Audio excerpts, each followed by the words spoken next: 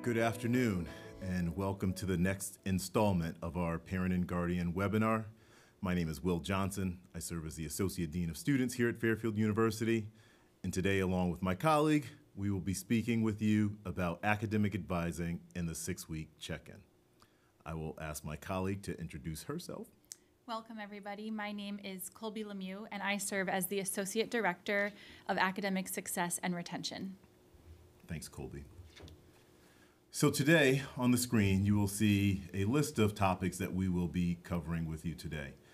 The idea in this webinar is to give you a sense of what first year and new students are experiencing here at Fairfield University, to also provide you with some guidance on how you might be able to support them during this experience, and to inform you of some of the resources that are available here on campus to assist them. So the first 6 weeks is the period that we consider to be between the arrival of our new students here on campus and the time around the Columbus Day weekend and fall break.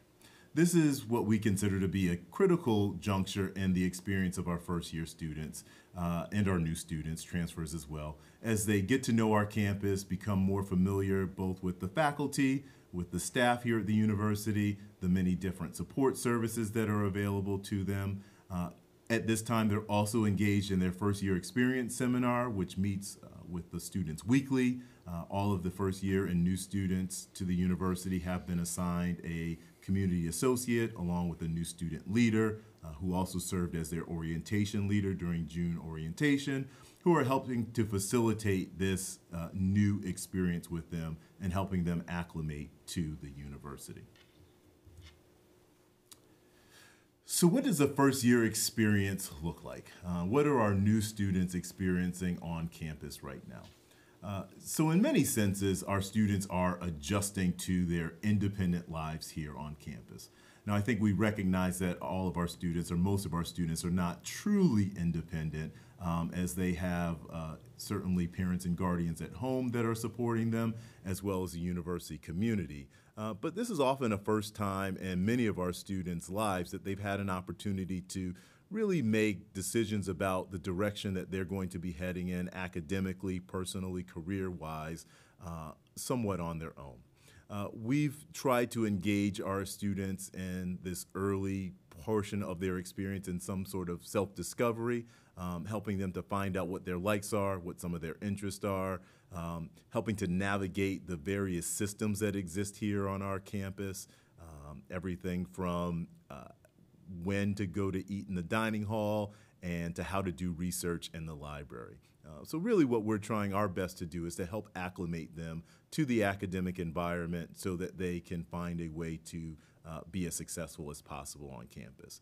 Certainly two of the most important hurdles in some respect that students are experiencing here are developing that social circle, helping to find that new group of friends that they are going to go through this journey with, or at least go through this first year experience with, and helping them to learn how to balance both the academic and social demands that are placed on them as new students in our community.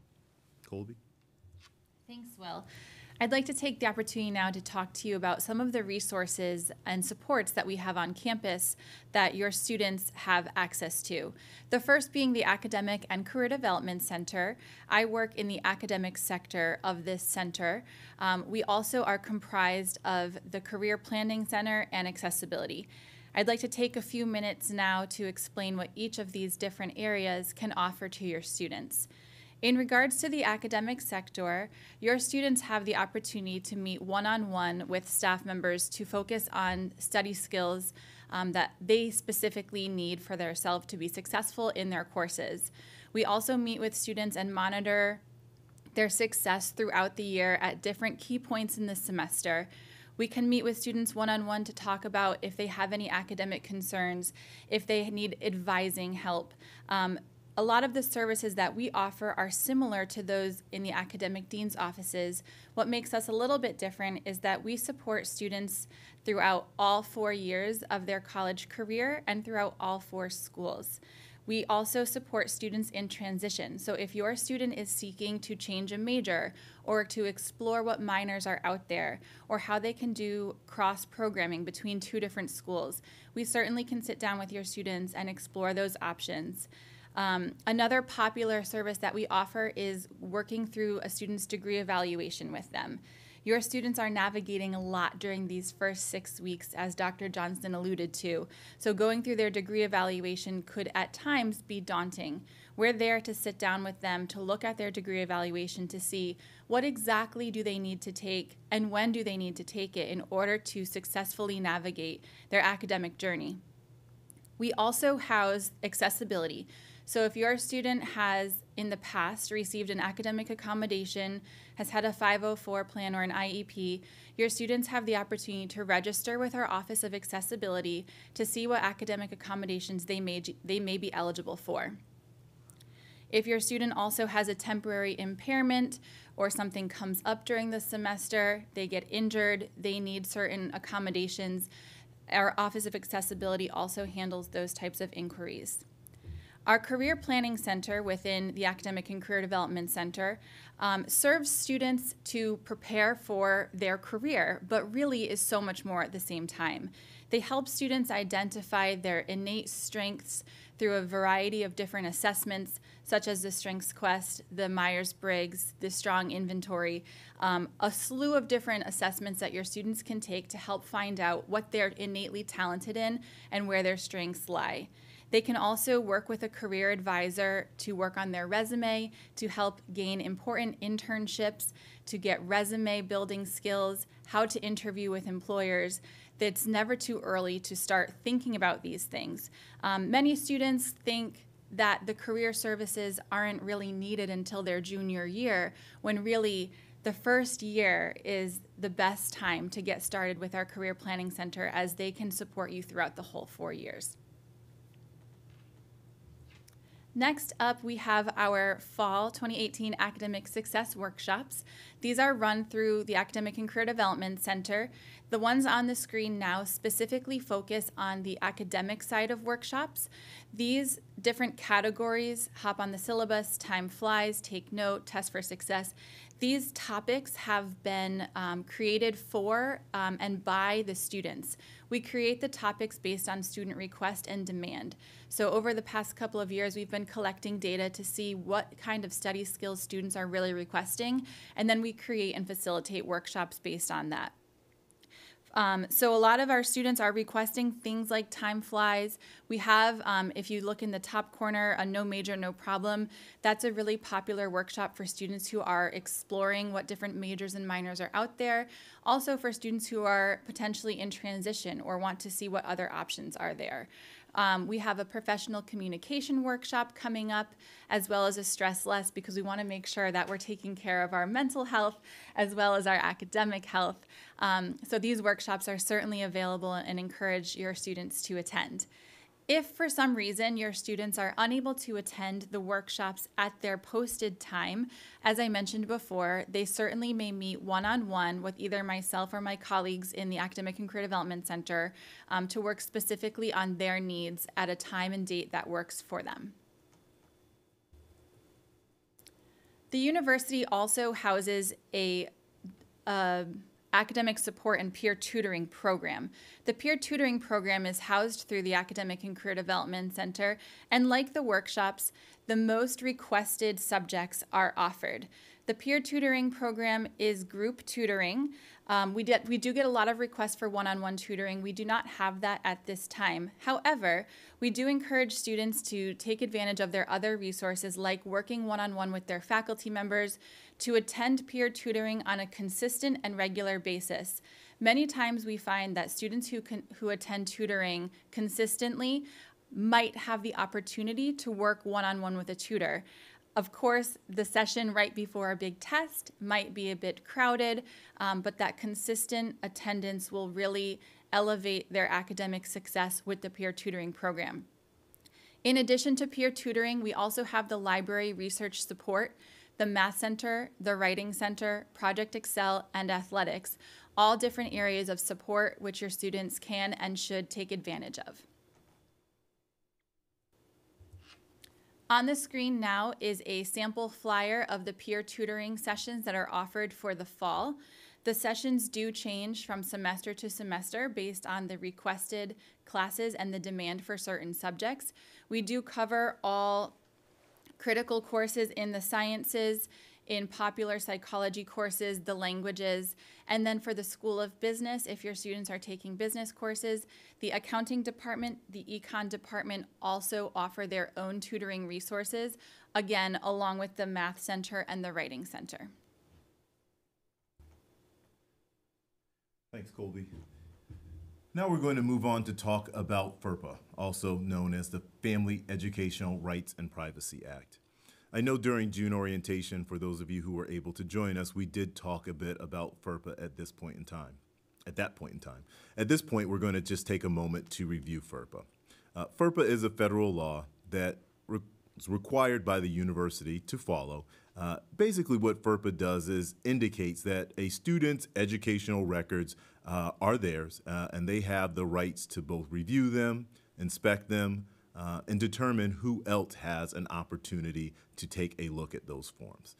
So very different from the students' K through 12 experience, where parents had an opportunity to review those records at any given notice.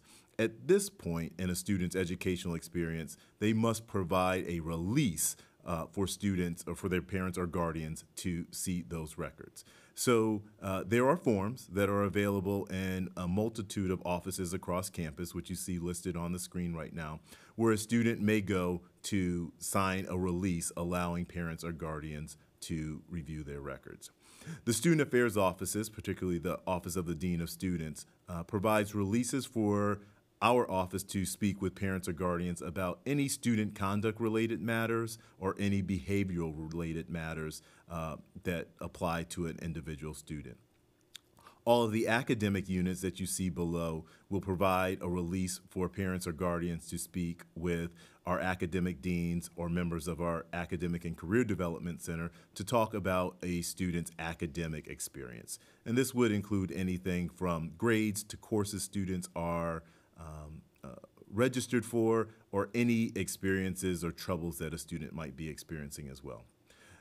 Many of these information about FERPA can be found on our website.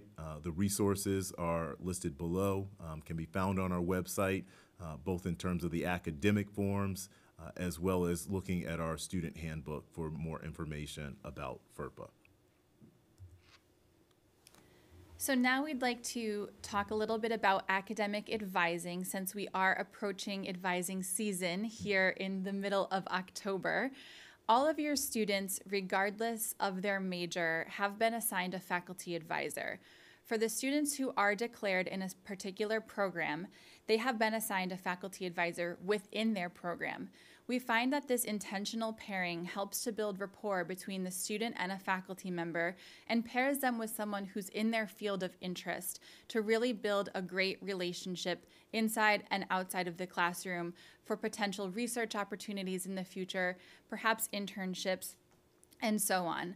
Your student has their faculty advisor that they will be meeting with throughout these next couple of weeks and into November as we prepare for registration for the spring semester. Should your student decide to change their major, their faculty advisor would also be changed along with their new program of study. For the students who are undeclared, they have been assigned a faculty advisor who specifically has interest in working with the undeclared population. Your students, however, do have a host of other resources that they can utilize specifically in regards to academic advising. If you look at the picture on your screen, you'll see that the faculty advisor is listed at the top. That is your student's primary resource for advising, and we encourage all students to proactively reach out to their advisor to request an advising appointment. Following their faculty advisor, your students may utilize the resources in the Academic and Career Development Center and their academic dean's offices for supplemental advising. The academic dean's offices, as well as the Academic and Career Development Center, may assist your students in making a change in major, in declaring a minor, or if they are seeking to find out information about new programs. If your student is interested in a new program but isn't sure exactly what that would entail, we certainly encourage them to meet with the department chair of that specific department. The department chairs are great resources as they are very knowledgeable about their field, what they could potentially do with that major or minor in the future, and what kind of course content would be included in the program that they would be interested in. We also have peer academic advisors, which are a great starting point for your students. If they have general or frontline advising questions, we encourage them to meet with our peer advisors. These are their students who have been through this process before. So sometimes our students do prefer to start with the peer academic advisors to help prepare for their advising meeting with their faculty member or prior to attending an appointment with an assistant dean or someone in the Academic and Career Development Center. We do have a university core curriculum, which are courses that all students need to complete in order to get a degree from Fairfield University. We do encourage students to mix up their registration process with a mix of core classes along with courses that may count towards their major or minor. As we spoke about at orientation, the university core is set up in such a way that students have the opportunity to explore different programs of study while still gaining credit for their core curriculum.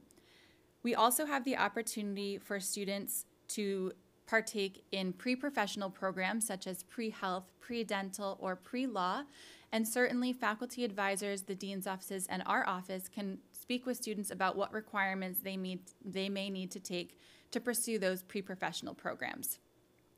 There is the opportunity, as I spoke to about earlier, for the cross-school collaboration. An example of that would be if your student is in the Dolan School of Business pursuing a marketing major and they want to minor in the College of Arts and Sciences in communication, because frankly, that's a really nice pairing, they certainly may do that. And we can talk with your students about what that would look like and what types of courses they should take and the timing of that. As I mentioned earlier before as well, the degree evaluation is a critical tool for your students to utilize all year round, but especially during advising time. Their degree evaluation will say who their faculty advisor is. So if your student is unsure and they ask you, their degree evaluation lists their faculty advisor and includes a link to their email. So if they click on their name, an email will populate, and that's how they can proactively reach out for that advising appointment. It also includes their major, their minor, their current GPA. Many of our first-year students will not have a GPA as they're earning their first semester grades right now, but it will include the courses that they are currently taking, any AP or college credit that they have received in the past, and what they still have left to complete in order to graduate. So the degree evaluation is a fantastic tool. It also includes capabilities to see what if I wanted to be this major. There's a lot of great capabilities, so I strongly encourage your students to look at that. And certainly if they have questions, they can look at that with a staff member in a one-on-one setting. We're gonna go over to talk about some important dates now that are coming up on the academic side. As you can see, we just had the Majors and Minors Fair yesterday, which was a great success. The Majors and Minors Fair offers students the opportunity to walk around a room in which multiple department chairs are there, the different schools are there, so that students can have the opportunity to speak with faculty members and department chairs to learn more about the programs and to see what really is out there. It's a true hands-on academic experience for students to connect and explore. Coming up, we have midterm estimates. What midterm estimates are, it is a reporting system for faculty to let us know if students are earning at the midpoint in the semester a grade of C-, D, or F. Faculty are encouraged to report midterm estimates. They come to our office in which we proactively reach out to students to let them know that you have received a midterm estimate and how can we best support you moving forward to finish strongly throughout the semester. As Dr. Johnson mentioned earlier, these midterm estimates are not going to be on any type of report card or sent home. This is going to be for your students' information only. Should they wish to share them with you, they certainly may. But this is not something that will be a part of their transcript. This is a way in which we can help support students understand where they are at the midpoint, and so that we can put them in touch with the appropriate resources and support to help them finish strong for the semester. We do have the opportunity for students to withdraw from an individual course. That is, the course withdrawal deadline is approaching on November 13th. There are different implications for different students based on their own academic journey.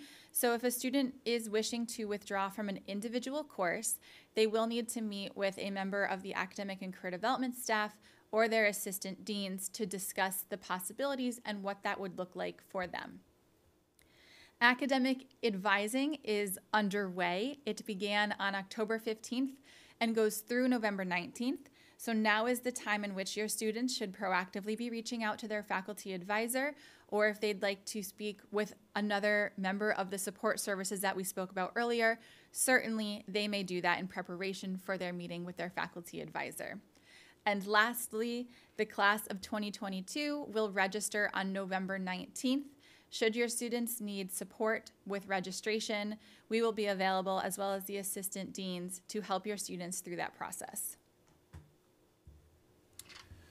Thanks, Colby, for a wonderful overview of the student academic experience thus far. Now we're going to shift gears a little bit and talk about student life. We certainly recognize that the academic experience is the primary reason for which students are here at the university, but also we feel that the student life experience is equally important. And why do we say that? Well, our desire is to make sure that our students become the most well-rounded individuals possible. Certainly the knowledge that they receive in the classroom is very helpful, but many of the supplementary skills that they learn from being involved in our student life here on campus can help them move even further, both in their educational experience and future career paths. We certainly encourage our students to get involved in campus activities.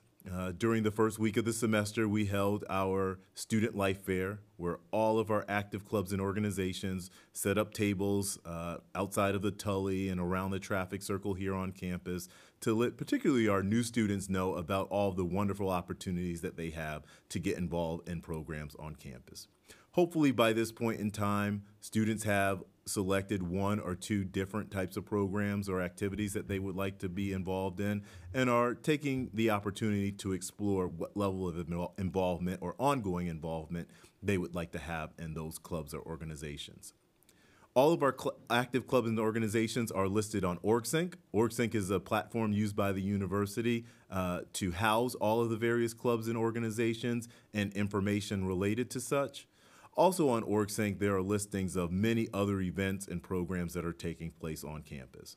Those different events will include our athletic programs, Fairfield at Night. Fairfield at Night is a programming initiative here at Fairfield to make sure that there are safe programs for students to participate in on the weekends, particularly on Thursday, Friday, and Saturday. Students should hopefully, if they're interested, be looking into campus jobs and employment opportunities on campus. There are a number of jobs available for students, both of the federal work-study variety, and also there are several non-work-study jobs available for students on campus as well, too. Certainly, they can go to the Academic and Career Development Center for information on some of the non-work-study employment opportunities. They can come to the Office of the Dean of Students, where we can provide them that information, as well as a number of other offices on campus.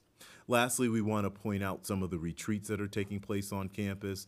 Retreats are really an integral part of the work that we do here on campus to provide students with a space to, one, get to know each other, two, to get to know some of the faculty and administrators here at Fairfield that will guide them, and to provide students with a space to answer some of those sometimes more challenging questions that they have about their place here at the university.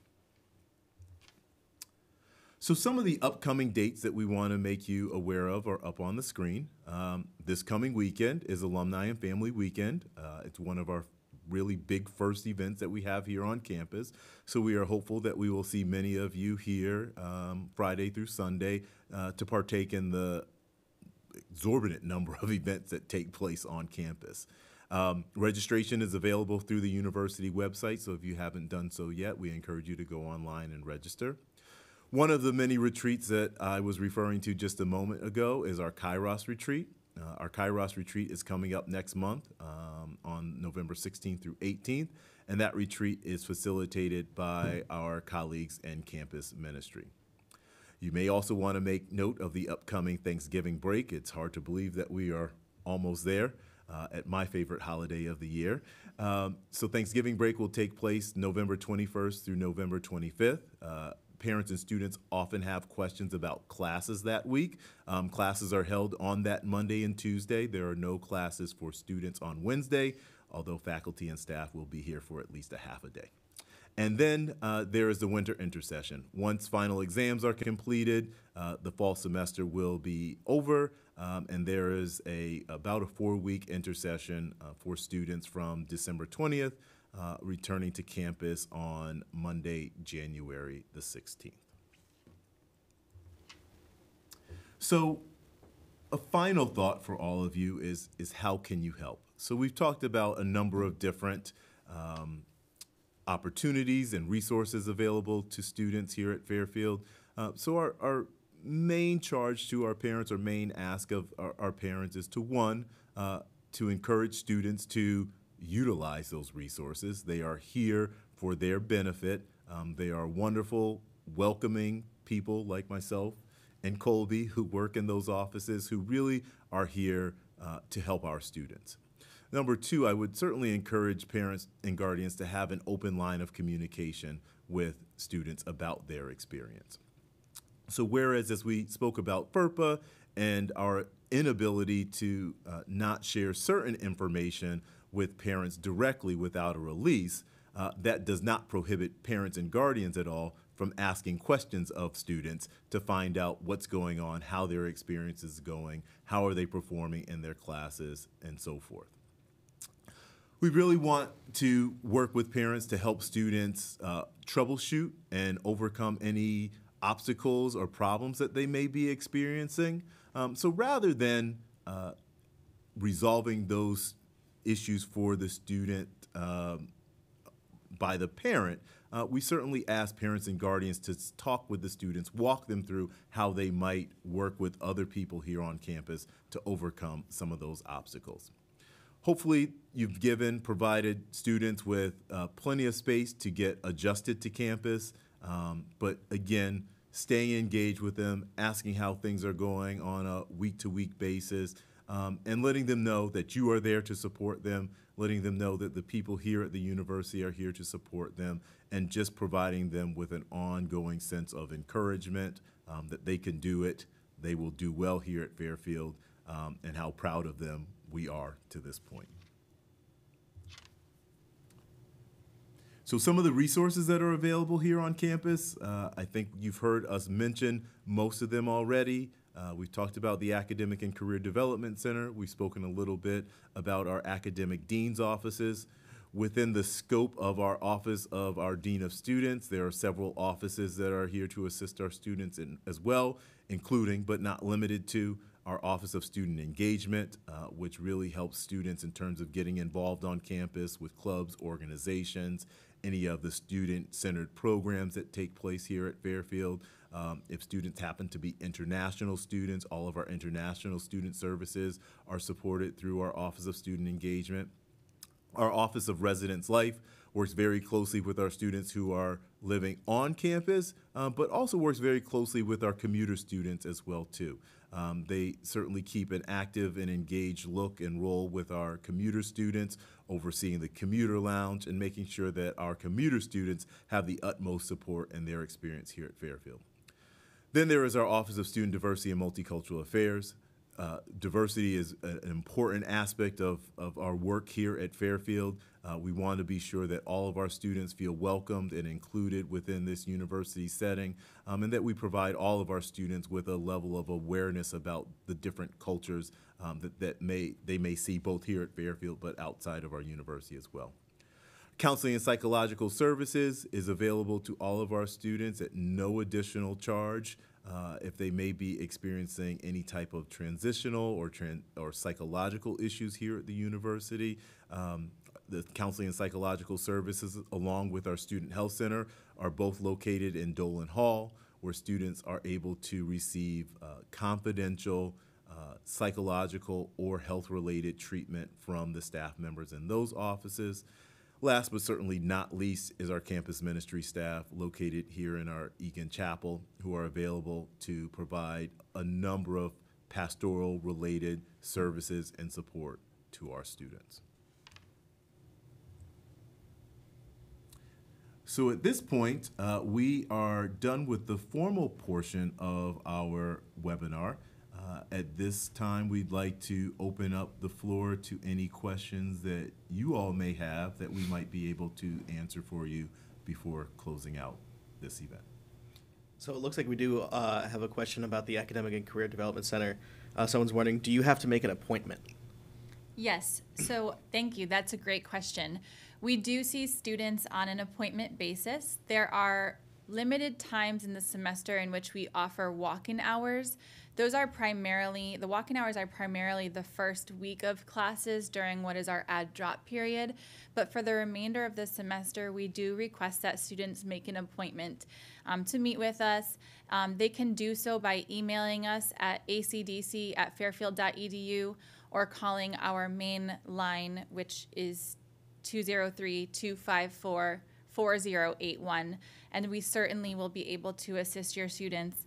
The only thing they would need to mention is if they are seeking academic help, if they're interested in registering with accessibility, or if they are seeking career advisement. Awesome. We do have another ACDC question. Are there student job opportunities at the Career Center? The Career Services office does help students find jobs on campus. As far as working within the center, we don't usually employ students as something that is regular basis. However, we do see career peer advisors. There are the opportunity to become a peer tutor. So those are some limited opportunities within the Academic and Career Development Center itself. But if students are seeking other jobs on campus, they certainly can visit the Academic and Career Development Center and speak with a member of our career staff to see what opportunities they may have. We have a question about degree eval. What is degree evaluation? Is it a program or is it a process where you meet with an advisor and they tell you what you need to take? Thank you. That's a great question. Degree evaluation is a program or a screen, more or less, that is found on my.fairfield. It is an icon in which students can click.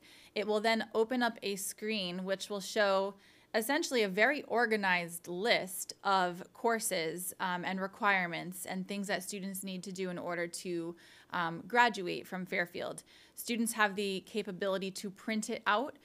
If they would rather bring it up on their laptop and bring it to their advisor, they certainly may. But it is a tool found on my.fairfield that students can utilize. Awesome. We have a FERPA question. Is there one form for academic information and one for conduct? So just two forms need to be completed by the student.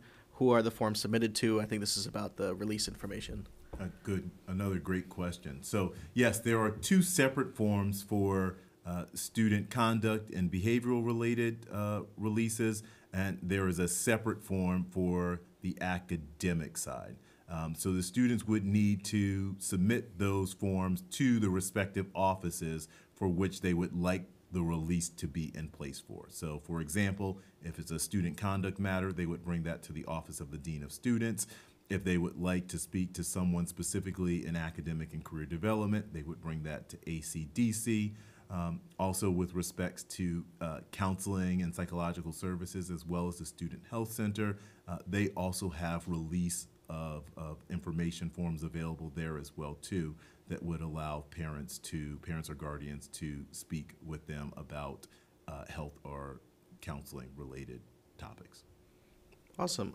We have a question about the peer tutoring program. Is the peer tutoring program always in a group? Is there also a bulletin board where students can offer one-on-one tutoring? So currently, we do not offer one-on-one tutoring. If students are seeking the one-on-one atmosphere, I highly encourage them to meet with their professor in the professor's posted office hours. But as I mentioned, many times the peer tutoring setting has the opportunity to be one-on-one, as students don't seem to attend on a regular and consistent basis. So if they do that, there is the opportunity for them to meet with in perhaps a small group or in some circumstances one-on-one with a tutor. But if they are seeking specifically one-on-one, the best way for them to do that would be to speak with their professor or their department chair on meeting about the material that they're discussing in class. Awesome. We have another question. Is athletics tutoring specifically for athletes? You want to take that? Sure. So the athletic program that they offer, it is for athletes. I believe that they have their sessions. I think it's more or less a study session than particular tutoring sessions in which they can bring their homework, they can study with teammates. But I do believe that the Athletic Center does refer students to our peer tutoring program hosted through ACDC. That's correct. Awesome. We have a question about clubs and OrgSync. Does the list of clubs on OrgSync include contact information, meeting days and times, dues, and time commitment? Yes, so great question. OrgSync is very extensive and provides information on all of those questions that you just asked. So it provides the name of the club and organization. It provides information with respect to the leadership, those officers who are running the club and organization, contact information, usually an email address of someone who is on the executive board. There's usually a link to the student club or organization's mission and constitution, so that the students can investigate what the club and organization's purpose and what they're really all about, and if there are any related dues, etc., associated with being a member of those clubs. That is all listed on OrgSync. Awesome. We have a question about academic advising. Can a student change their academic advisor?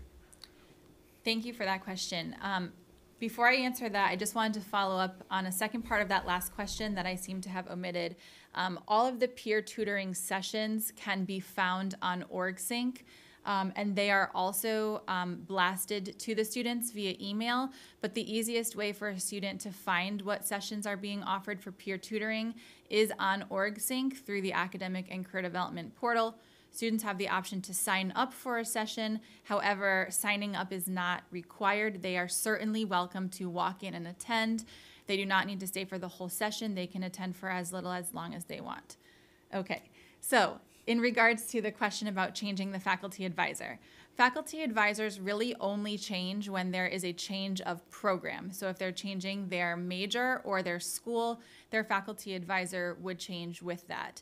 If there is perhaps a relational disconnect between the faculty advisor and the student, we would encourage them to come speak with a staff member in the Academic and Career Development Center or their assistant dean of the particular school in which they are enrolled, so that we may assess and have, you know, the student's story heard, so we can make sure that there's a comfortable pairing there. Awesome. And we have a question about locating grades. Is there a place where students can see all their grades so far for all classes? There is unfortunately not a place where they can see all of their grades so far. Many professors use the grade management system called Blackboard. However, not all professors utilize that. And separate from perhaps their high school experience, students don't receive their grades or interim grades at various points in the semester. However, they may always ask their professors how they are doing in their class at any point in time, what their current class average is.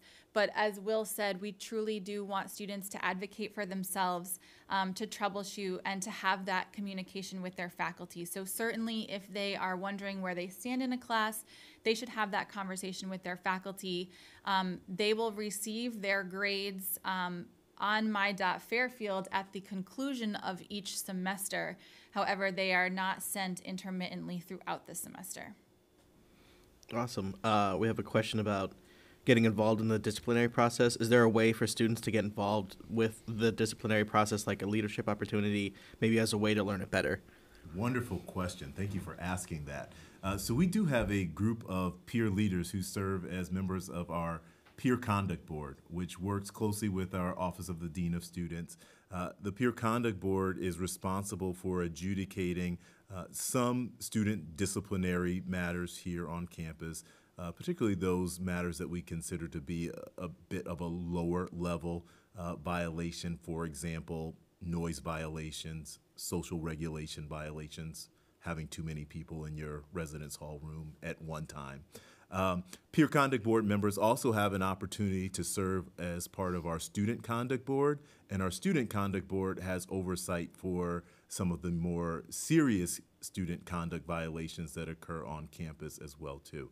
So certainly the Peer Conduct Board is a wonderful way for students to get involved in our student conduct process here at the university. Thank you for that question. Awesome. Lots of opportunities on campus. We have another question about the FERPA. Where should my student go to if they find a FERPA violation? So if the student has found that there has been a FERPA violation, I would suggest that the student go to the office that may be responsible for that particular violation. So if that violation has something to do with their academic record, they'll want to go and speak with their academic dean's office or with academic and career development. Or if it has something to do with their student conduct record, they'll want to come to the Office of the Dean of Students for that. There may be some other intermittent cases in between, but I would encourage students, even in those cases, to either go to the assistant deans of the school or college or come over to the Office of the Dean of Students. Awesome. We have another question.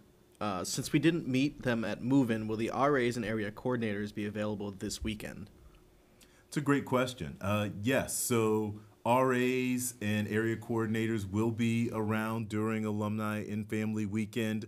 I'm not sure if they're going to be in any specific designated location, but I would imagine if you're back on campus to visit your student in their residence hall, that there will be some presence from the residence life staff during that time. Cool. We have a question pursuant to academic advising. Someone wants to know a little more about supplemental support and supplemental advising, like what exactly that is. Sure. So if your student would like to prepare for their meeting with their faculty advisor, they certainly may do so within the Academic and Career Development Center or their assistant deans or the peer academic advisors. They then can go meet with their faculty advisor and be on their way. If they meet with their faculty advisor and leave there still having questions or have perhaps prompted some questions from that meeting, they can then come back to see us or their assistant deans or the peer advisors for additional advising. Their faculty advisor is their primary contact because they are, again, paired with someone within their field of interest. Unless they are undeclared, then they are working with someone specifically who has interest in working with the undeclared population. But many times meetings can, inspire new questions and perhaps inspire new program ideas. So certainly any additional questions, if they want a second opinion, if they want to explore new options, that's what we mean by supplemental advising. Their faculty advisor is not a one-stop shop. They certainly have other resources that they can utilize to answer advising questions. Colby, if I remember correctly, on the screen that talked about supplemental advising, there was a reference to the Office of Study Abroad and how study abroad might intersect with students and their academic advising. Absolutely. Do you want to speak to that a little bit as well, too? Yes, thank you, Will. The Office of Study Abroad also can help prepare students who are thinking about study abroad on what courses they may want to take while they are abroad, so perhaps to avoid taking here in their regular fall and spring semesters. I do know that this Office of Study Abroad offers info sessions almost on a daily basis to kind of get those first steps going, and then the students can certainly meet with a coordinator in the Office of Study Abroad to see what their specific area of interest lies in if they're trying to go to Australia or to Italy. The different locations have different curriculum opportunities and courses that they may take. So certainly if your student is thinking about the study abroad opportunity, they can also meet with them to kind of answer some of those frontline academic advising questions in regards to what courses they should plan to take while abroad. Awesome. We have a question about student life. Are there athletic events outside of sports that students can attend? Oh, another great question. So we have a very active student body here at Fairfield who have a very strong affinity towards sports and athletics. So in addition to our many varsity athletic programs, we do host a wide range of club sports as well as intramural sports here at the university. Our club sports have contests alongside, they compete against other colleges and universities locally.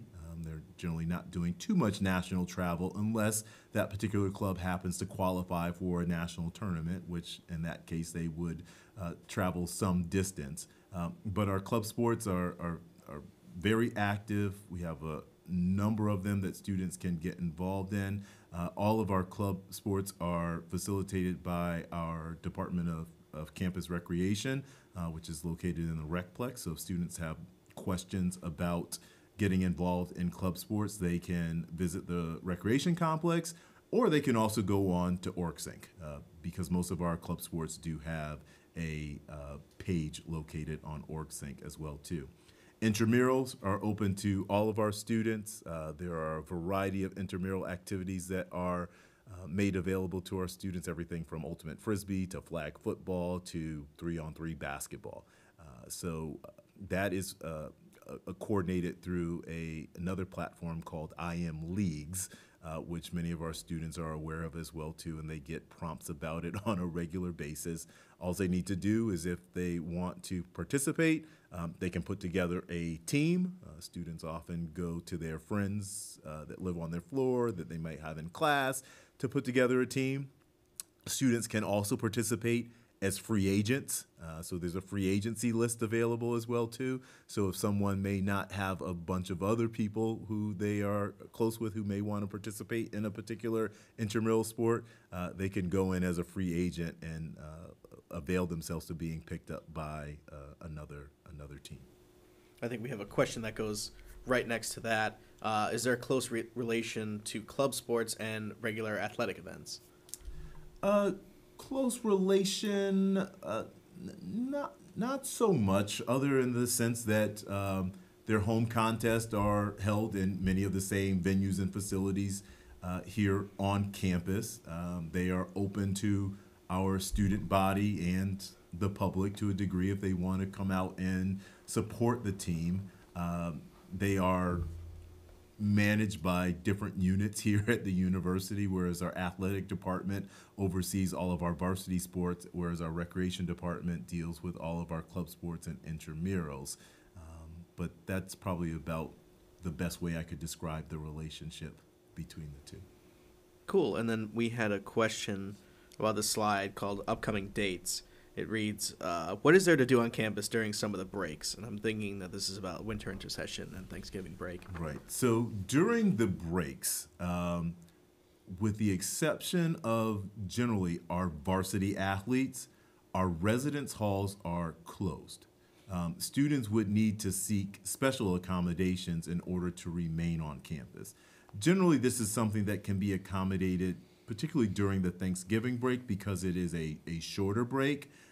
But during the winter intercession, between that week of Christmas and New Year's, the university itself is closed.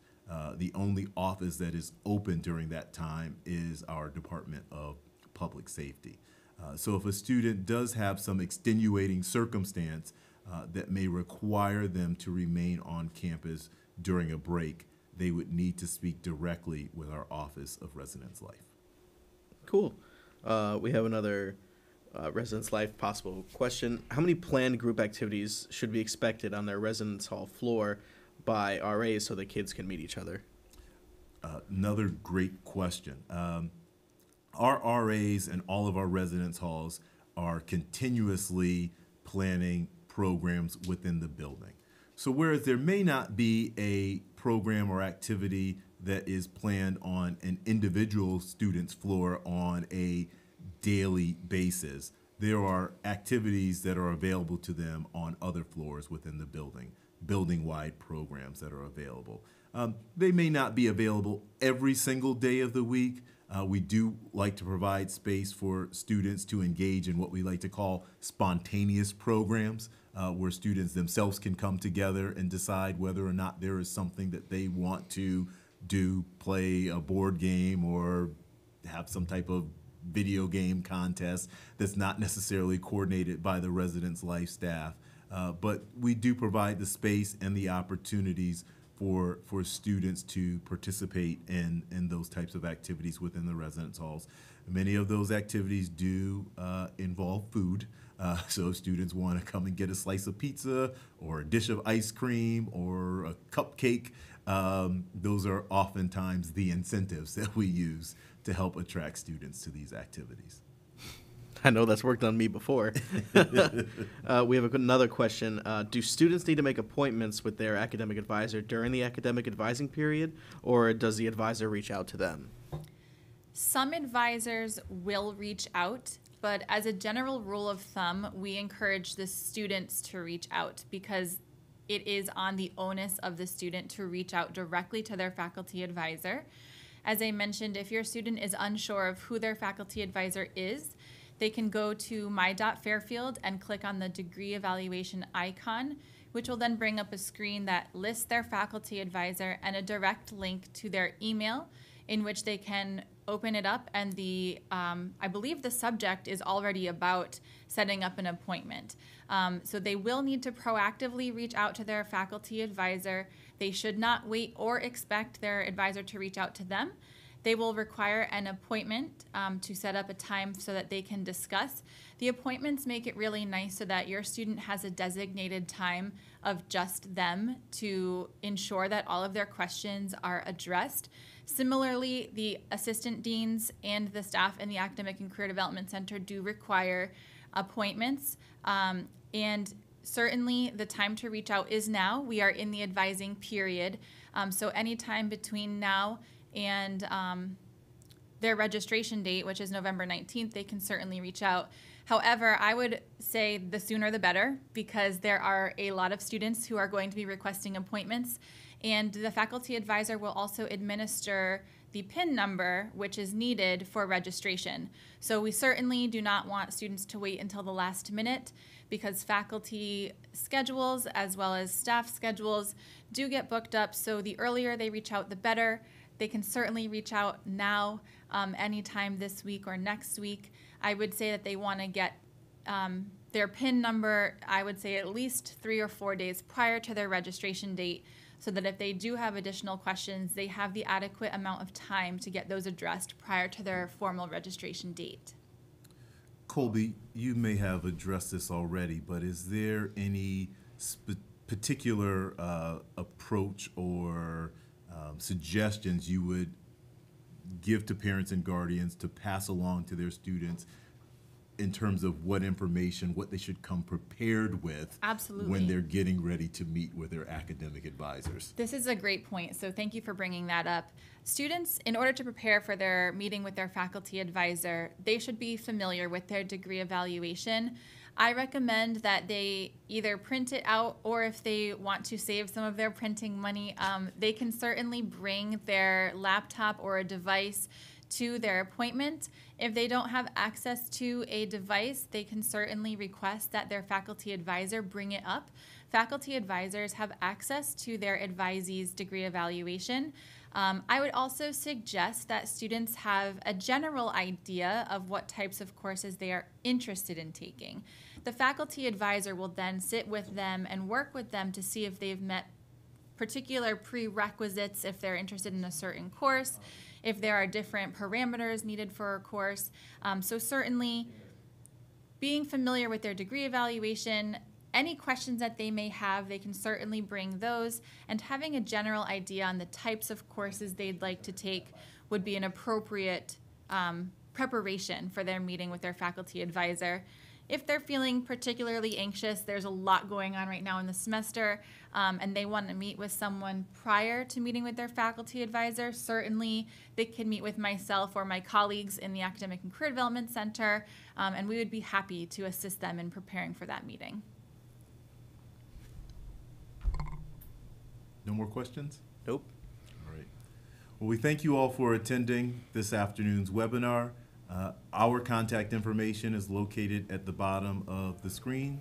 Feel free to reach out to either one of us or any of our colleagues across campus if you have any questions or concerns about your students' experience here at Fairfield University. Thank you.